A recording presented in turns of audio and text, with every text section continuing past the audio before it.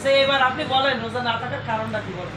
আমি এইটা মাল এখন আমরা দিলাম এই রোজই আমার জাতিতে আমার তারপর আবার বাজার করতে আচ্ছা যেমন আমার বাড়ি পরিবার সব তা আল্লাহ তো আপনার 12 মাসেরও থাকতে বলেনি, একটা মাস থাকতে বলেছি।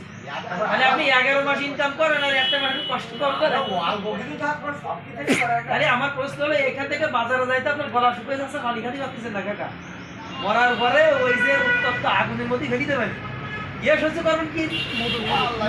আর মোদি ভাই আপনি যে বলেন সেটা আল্লাহর মধ্যে না, আল্লাহ তো বলছে আল্লাহ যদি বলে যে তোর তোর বাড়ি তুলে ফেলাই দেবো ও দেখবেন না, আপনি যে বলেন যে না খালি কাজ করতে পারতেন, তা আপনি কাজ করেন না, পেট চলবে না তো পেট্রোল চলবে না। 11 মাস ধরে চালাইছেন, 1 মাস চলবে না, সবাই তো চলে না কিরাম চলে? তাহলে আমার 3 মাস টাকা কিনা খাইতে হবে তাই আপনি রোজা লোক নেই তো রোজা থেকে একদিনও দেখেছেন যে পানি? দেখেছি 5টা রোজা ছিল তাই 5টা থাকতে পারলে আপনি চিন্তা করতে পারবেন।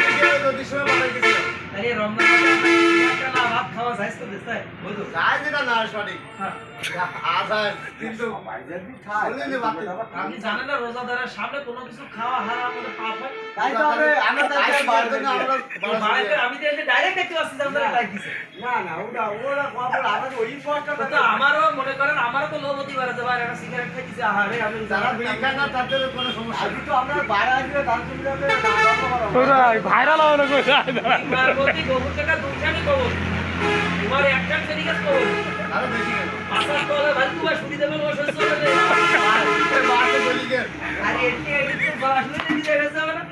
না না না এইটা হলো আপেল হ্যাঁ মধুবাই ভিটামিন মুখ ঢুকে দিয়ে এটি আপেল